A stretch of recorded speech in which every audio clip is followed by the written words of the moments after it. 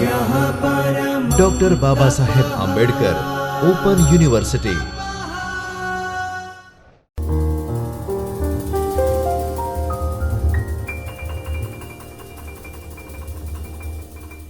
નમસ્કાર વિદ્યાર્થી મિત્રો, ડૉક્ટર બાબા સાહેબ આંબેડકર ઓપન યુનિવર્સિટીના ચૈતન્ય સ્ટુડિયોમાંથી હું ડૉક્ટર અરુણા મકવાણા આપ સૌનું હાર્દિક સ્વાગત કરું છું. આજે આપણે એક નવો ટૉપિક લઈને આવ્યા છીએ.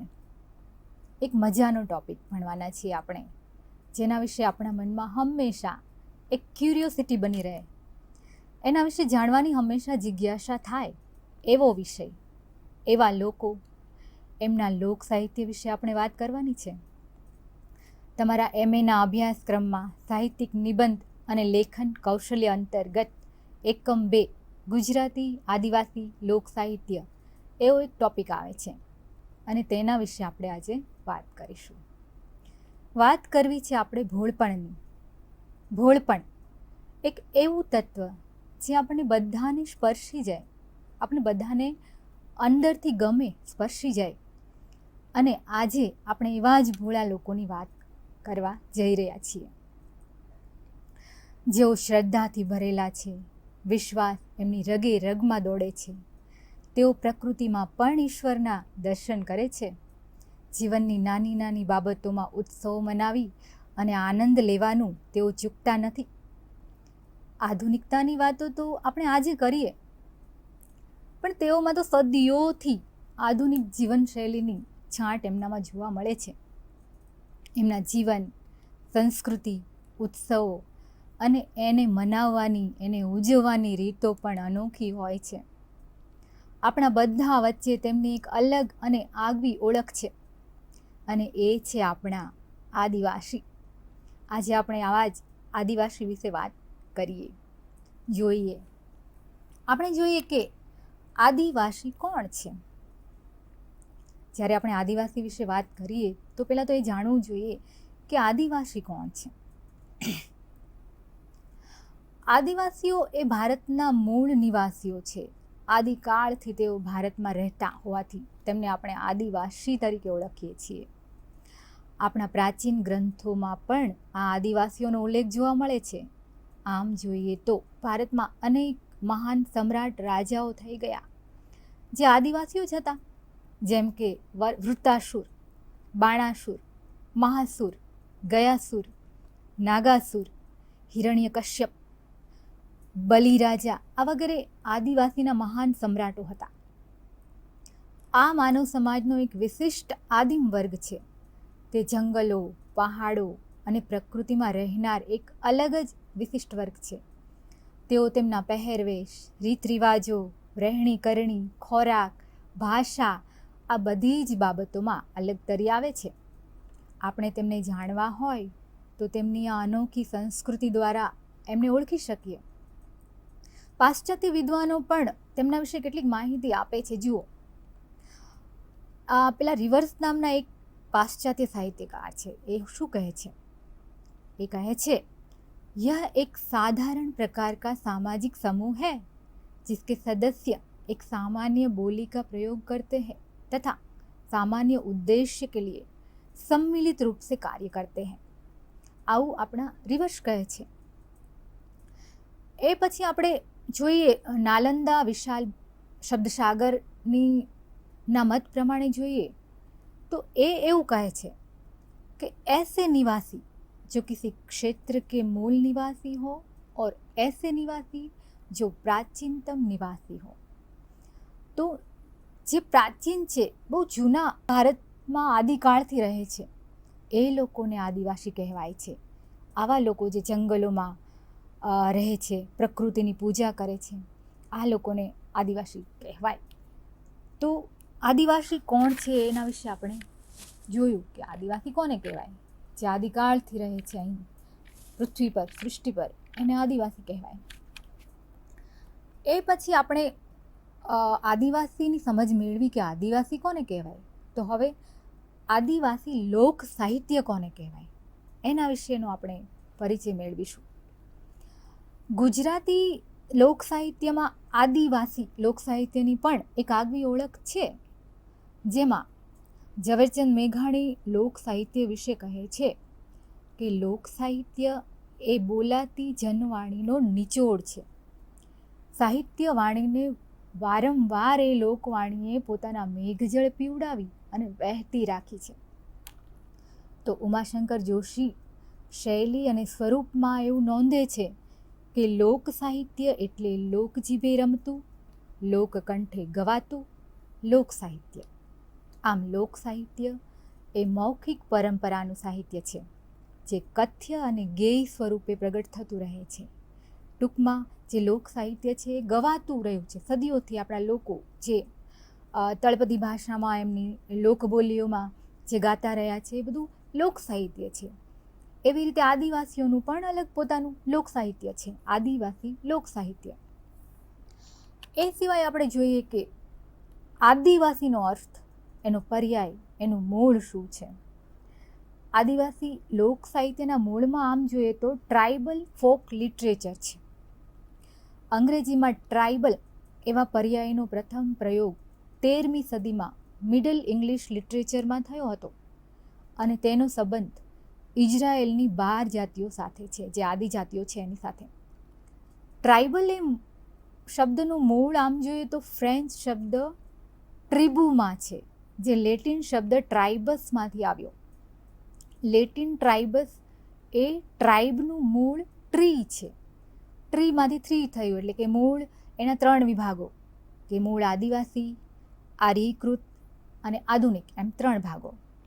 જો આપણે ટ્રાઇબની સ્પષ્ટતા કરીએ તો tree in composition having the sense of 3, એટલે કે જેને આદિમ જાતિ ટોળાને લગતું સાહિત્ય છે એ, એટલે કે મૂળ આદિવાસી. એક તો મૂળ આદિવાસી છે, બીજા આર્યીકૃત છે અને પછી આધુનિક છે.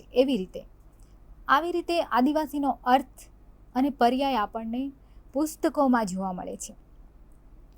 હવે આપણે જોઈએ આદિવાસી શબ્દ અને તેના પર્યાય. આદિવાસીનો અર્થ જોયો, હવેના પર્યાય જોઈએ. તો બ્રિટિશ કાળની ઈસવીસન 1932માં જે 5મી આવૃત્તિની ડિક્શનરી છે એમાં ટ્રાઇબનો અર્થ લેટિન ટ્રાઇબસ એ ફેમિલી, રેસ, ટુકડી, ટોળી, જાત, વર્ગ, કોમ, આવો અર્થ કરવામાં આવ્યો છે. આ ઉપરાંત a nation of savage or uncivilized persons, એટલે કે જંગલી, અણસુધરેલું લોકોનું રાષ્ટ્ર, એવો અર્થ થાય છે.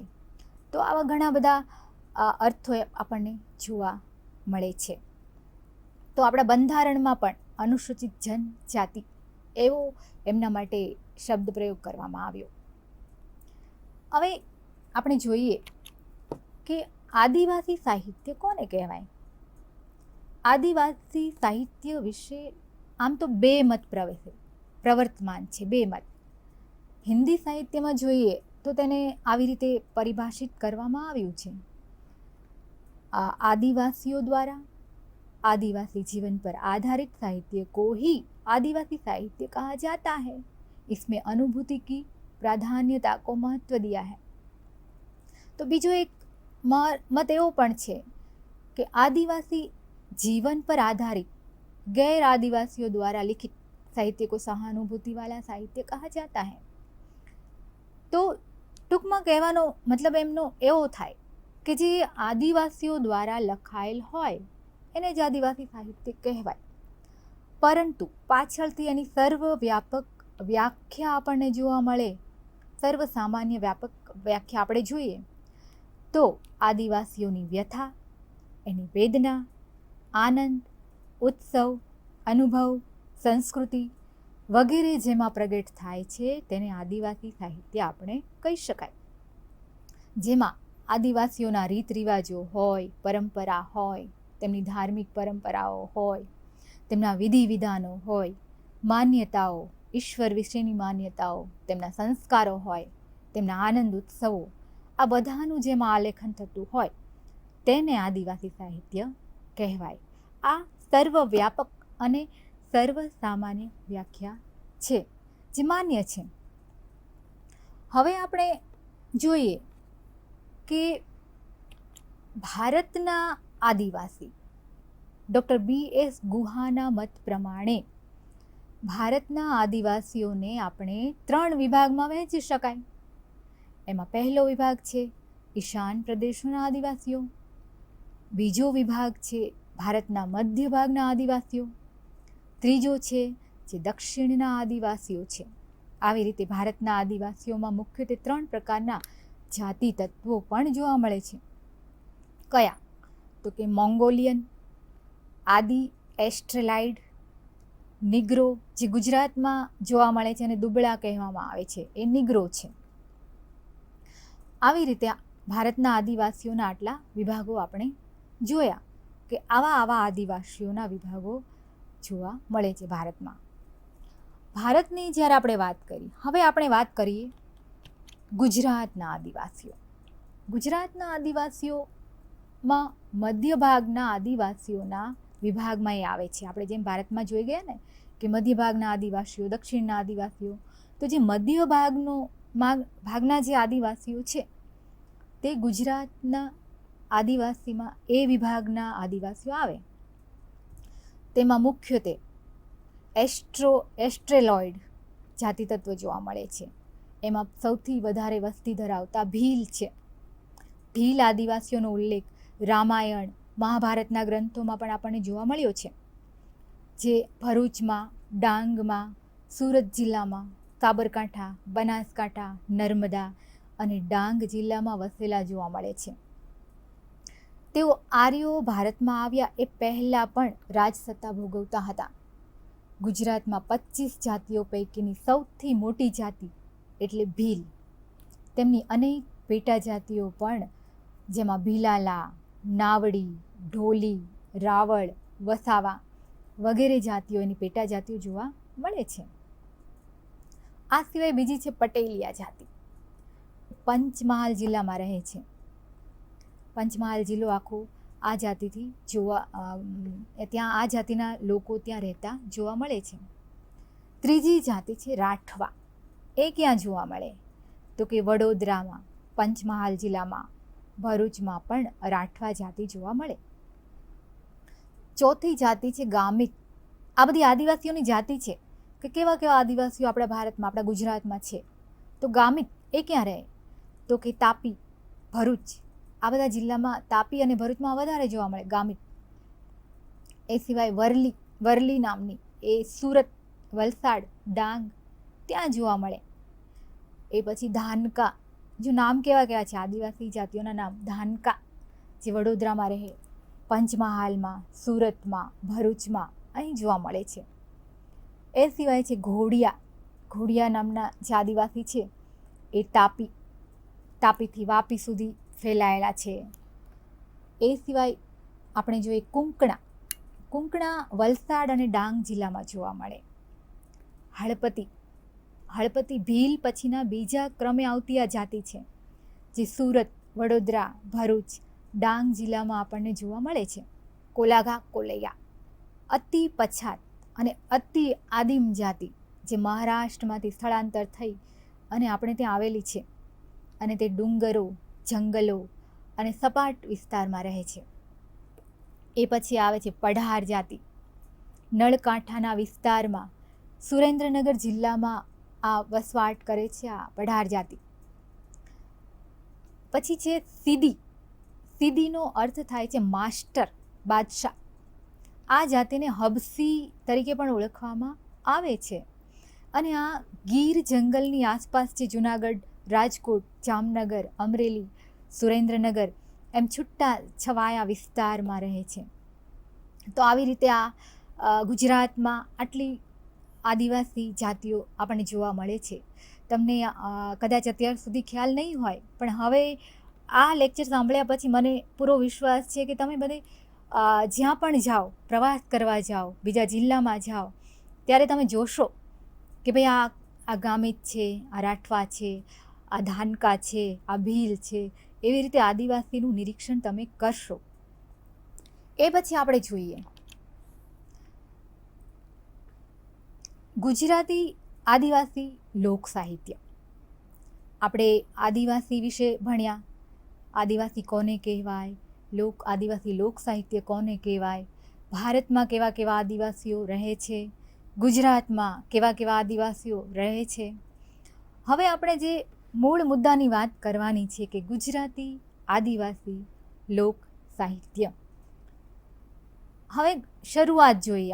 આપણે જાણીએ છીએ કે ગુજરાતી સાહિત્યના જાણીતા સાહિત્યકાર દલપતરામ ગુજરાતના રાજા રજવાડામાં ફરી ફરીને દુહાઓ, કવિતાઓ આ બધું લખે છે. અને એ સમય દરમિયાન ઈસવીસન 1830થી 1868 સુધીના સમયગાળા દરમિયાન મગનલાલ વખતચંદ શાહે 1800 જેટલી કહેવતોનું સંપાદન કર્યું. અને 1851માં ગુજરાત વર્નાક્યુલર સોસાયટીના ઉપક્રમે કથનાવલી નામે એનું પ્રકાશન કર્યું. અને આ વિગત આપણને કનુભાઈ જાનીના લોક વાંગ્મયમાં જોવા મળે છે. કનુભાઈ જાની આદિવાસી લોક સાહિત્યનું આરંભ બિંદુ આ કથનાવલીને ગણાવે છે.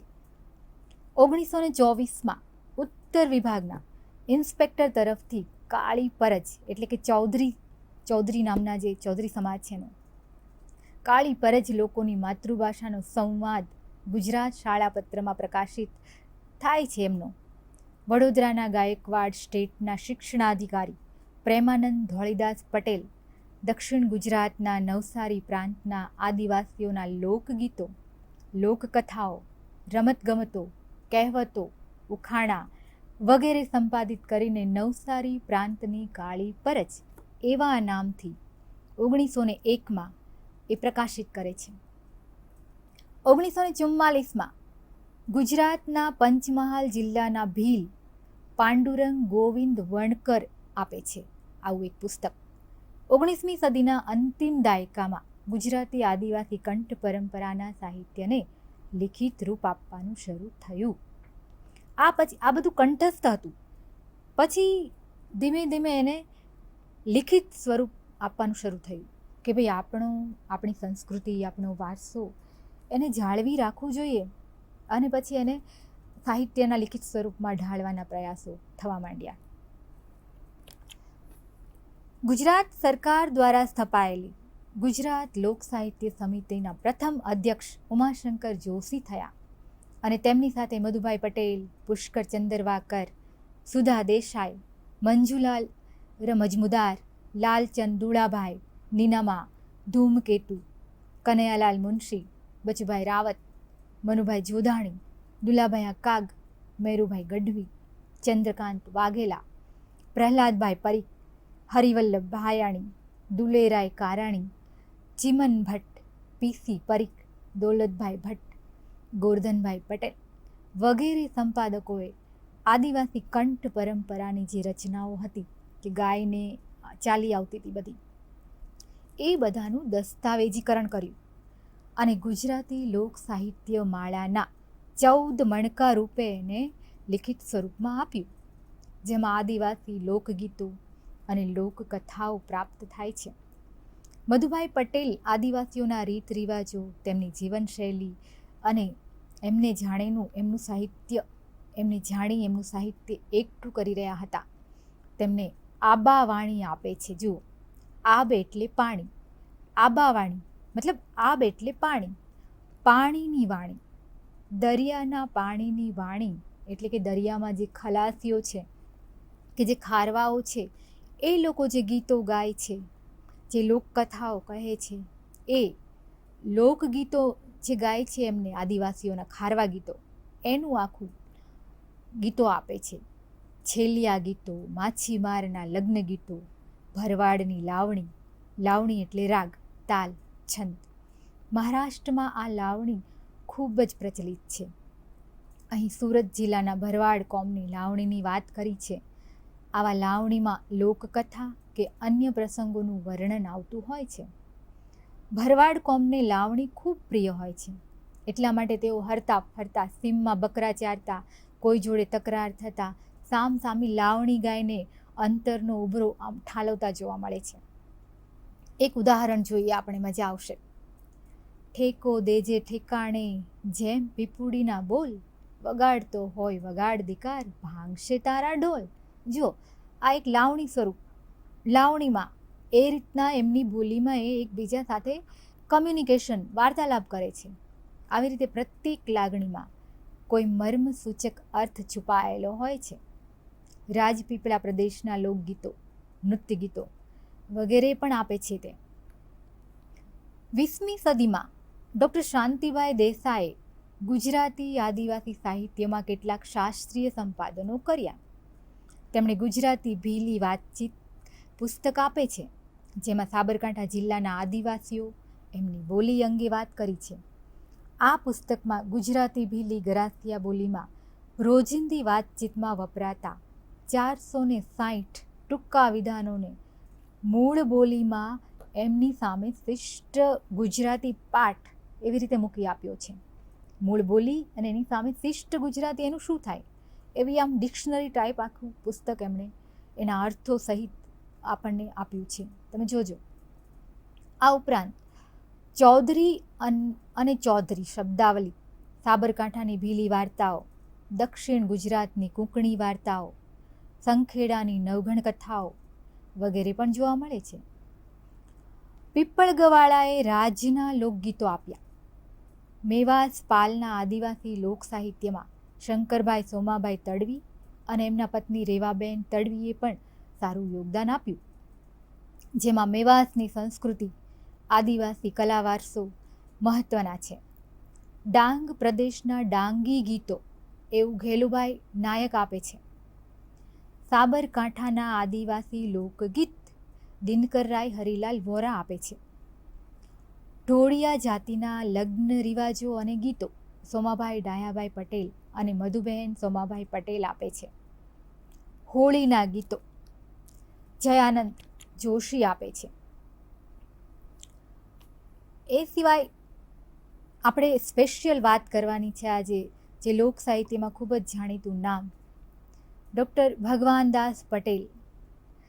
આદિવાસી લોક સાહિત્યમાં ખૂબ જ મહત્ત્વનું પ્રદાન ભગવાનદાસ પટેલે કર્યું છે. જો એમની વાત આપણે અહીં ન કરીએ તો આ આપણી વાત તો પૂર્ણ ન જ કહેવાય, અધૂરી રહી જાય. તેમણે આદિવાસી લોક સાહિત્યમાં ખૂબ જ મહત્ત્વનું કાર્ય કર્યું છે. તેમણે પોતાનું સમગ્ર જીવન આદિવાસી લોક સમાજને સમર્પિત કરી દીધું. તેમણે 1500 જેટલી ઓડિયો કેસેટ અને 40 જેટલી વિડીયો કેસેટમાં આદિવાસી લોક સાહિત્યને ધ્વનિ મુદ્રિત કર્યું. અને આ સાહિત્યને પુસ્તક સ્વરૂપ આપવા માટે તેમની પાસે જો આર્થિક સગવડ નહોતી, તેમની પાસે પૈસા નહોતા, અને તેમ છતાં તેઓ હિંમત હાર્યા નહીં અને પોતાની જમીન વહેંચીને પણ આ ક્ષેત્રે તેમણે યોગદાન આપ્યું અને લોક સાહિત્યમાં તેમના પુસ્તકો પ્રકાશિત કર્યા. જેમાં અરવલ્લીની વહી વાતો 1982માં આપે છે. લીલા મોરિયા 1983માં આપે છે. અરવલ્લી પહાડની આસ્થા, દેવિયાવાળાના અરેલા. અરેલા એટલે અરેલા એક પ્રકારનું કંઠસ્થ કથા સ્વરૂપ છે. એક ગીત, પણ એ કથા સ્વરૂપનું ગીત કહેવાય. એ જ રીતે ગુજરાનો અરેલો, રાઠોડ વાર્તા, રોમ સીતમાની વાર્તા 1995માં આપે છે. ભીલોનું ભારત 1997માં આપે છે. આ બધું એમને સરસ મજાનું લોક સાહિત્ય આપણને આપ્યું. પોતે જાતે ફરી એ બધાનું સંશોધન કર્યું, ઓબ્ઝર્વેશન કર્યું અને પછી આપણને આ આદિવાસી લોક સાહિત્ય આપે છે. જેમાં રોમ સીતમાની વાર્તા, રાઠોડ વાર્તા, ભીલોનું ભારત, ગુજરાનો અરેલો જેવા પુસ્તકોનું અંગ્રેજીમાં અનુવાદ પણ થયા અને ઓક્સફોર્ડ યુનિવર્સિટી સુધી એ પહોંચ્યા છે. તેમની બહુમૂલી પ્રતિભા અને પ્રવૃત્તિથી પ્રસન્ન થઈ અને ગુજરાત સરકાર અને જુદી જુદી સંસ્થાઓ દ્વારા તેમને વિવિધ પ્રકારના એવોર્ડ પણ આપવામાં આવ્યા, એમને સન્માનિત કરવામાં આવ્યા. જેમ કે ભાષા સન્માન એવોર્ડ, ભીલી ભાષા સાહિત્ય award, tribal literature and language award, વનવાસી કલા સાહિત્ય award, Sabarkantha best author award, best teacher, Tagore award અને હમણાં શરૂ થયેલો સૌરાષ્ટ્ર યુનિવર્સિટી દ્વારા મેઘાણી કેન્દ્રનો પ્રથમ એવોર્ડ. આ વગેરે દ્વારા એમને સન્માનિત કરવામાં આવ્યા. આ ઉપરાંત ડાયાભાઈ વાંઢુની કુંકણા કથાઓ, પુષ્કર ચંદ્રવાકરના નળકાંઠાના પરોઢના લોકગીતો, અબ્બાસ અલી તાઈનું પુસ્તક દક્ષિણ ગુજરાતના હળપતિઓની ઓળખ, મારિયા શ્રેસ્મિકાબેનનું ગિરાસમાં એક ડુંગરી, જે આદિવાસી બહેનોની વિતક કથાઓ રજૂ કરતું એક સરસ મજાનું પુસ્તક છે, પ્રભુદાસ પટેલનું અરવલ્લી લોકસંપદા વગેરે પુસ્તકો ધ્યાનપાત્ર છે.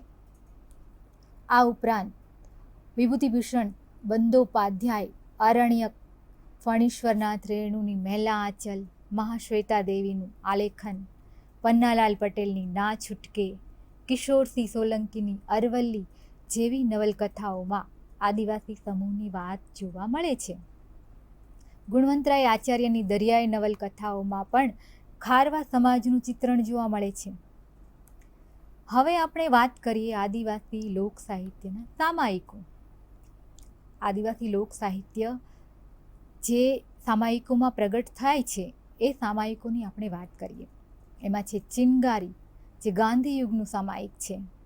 આદિવાસી સમાચાર, ડિસેમ્બર 1967માં રાવજીભાઈ ભીલે શરૂઆત કરી એની.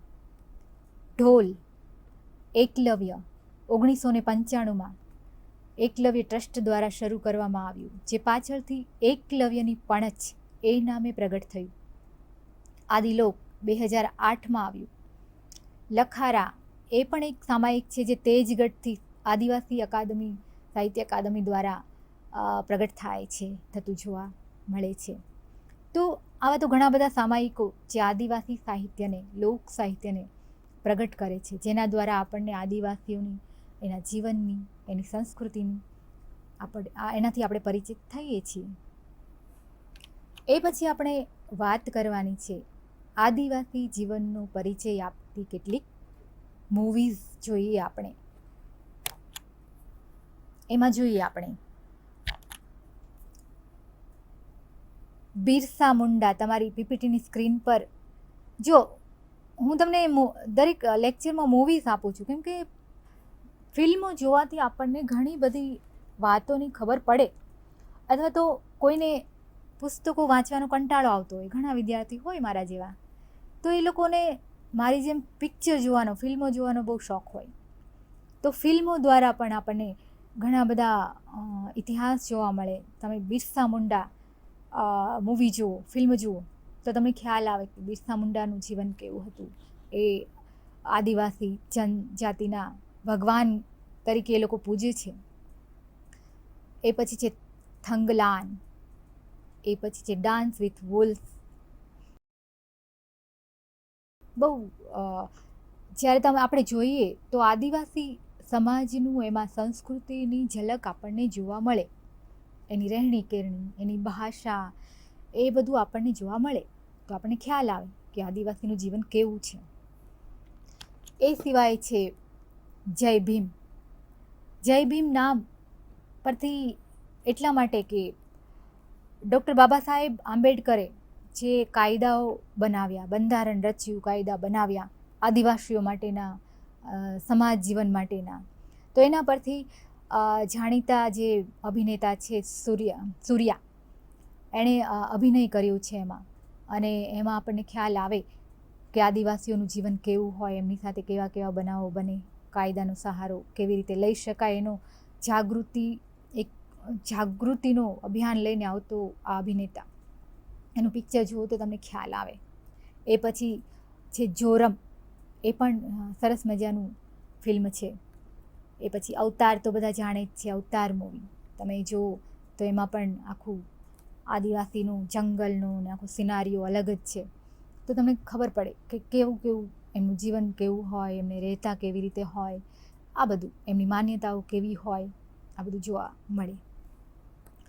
એ સિવાય પણ આ કંતારા મૂવી છે, કંતારા, એમાં પણ એક પેઢીથી બીજી પેઢીમાં એમના જે માન્યતાઓ, રીત રિવાજો કેવી રીતે આપવામાં આવે છે, એ પણ આપણને જોવા મળે.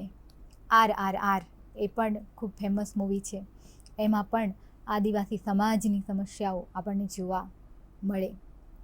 એ સિવાય એપોકેલિપ્ટો આ મૂવી પણ ખૂબ સરસની છે, જોવા જેવી. એ પણ તમે જોજો, તમને મજા આવશે. તો આદિવાસીઓની આપણે જે ફિલ્મો જોઈએ એના દ્વારા પણ આપણને ઘણું બધું જાણવા મળે. જો તમે આદિવાસી વિસ્તારમાં રહેતા હોય તો એમની સાથે કમ્યુનિકેશન કરી અને એમના રીત રિવાજો, એમની સંસ્કૃતિ, એમની ભાષા, એમની ખાણીપીણી આ બધું જાણવાના પ્રયત્નો કરો તો પણ તમને જાણવા મળે કે કેવું એમનું જીવન હોય, એમની સમસ્યાઓ કેવી હોય, એનામાં શિક્ષણ કેવું હોય, આ બધું આપણને જાણવા મળે. આમ ફિલ્મો દ્વારા પણ તમે એમનું જીવન જાણી શકો, પુસ્તકો દ્વારા પણ તમે એમનું જીવન જાણી શકો. તો આવી રીતે આદિવાસી સાહિત્ય વિશે મેં તમને જણાવવાનો પ્રયત્ન કર્યો કે તમને વધારે જ સરળતાથી સમજાઈ જાય એ માટે મેં મારા કેટલાક પોઈન્ટો રજૂ કર્યા. આદિવાસી કોને કહેવાય, આદિવાસી કોણ છે, આદિવાસી સાહિત્ય કેવું હોય, આદિવાસી સાહિત્ય કેવું છે, ભારતના આદિવાસીઓ કોણ છે, કેવા છે, એમના નામ શું છે, ગુજરાતના આદિવાસીઓ કોણ છે, કયા છે, એના વિશે મેં તમને જણાવવાનો પૂરો પ્રયત્ન કર્યો. હવે આપણા જે અભ્યાસક્રમમાં છે, પાઠ્યક્રમમાં છે, તમારી પાસે જે પુસ્તકો છે એમાં તમે વિસ્તારથી વાંચશો તો તમને ખ્યાલ આવશે કે આદિવાસી કોને કહેવાય. મતલબ આદિવાસી વિશે એમાં બધી માહિતીઓ લખી છે, કેવા પુસ્તકો છે, કેવું સાહિત્ય છે, કોણે શું લખ્યું. તો પરીક્ષાલક્ષી તૈયારી તમે આવી રીતે કરી શકો છો. તો આ હતું આપણું જે લેક્ચર આદિવાસી સાહિત્ય ઉપર. તો અહીં મને આશા છે કે આ વાત તમને મારી પૂરી સમજાઈ ગઈ હશે. હું મારી વાતને અહીં વિરામ આપું છું. ધન્યવાદ અને નમસ્કાર. स्वाध्यायः परः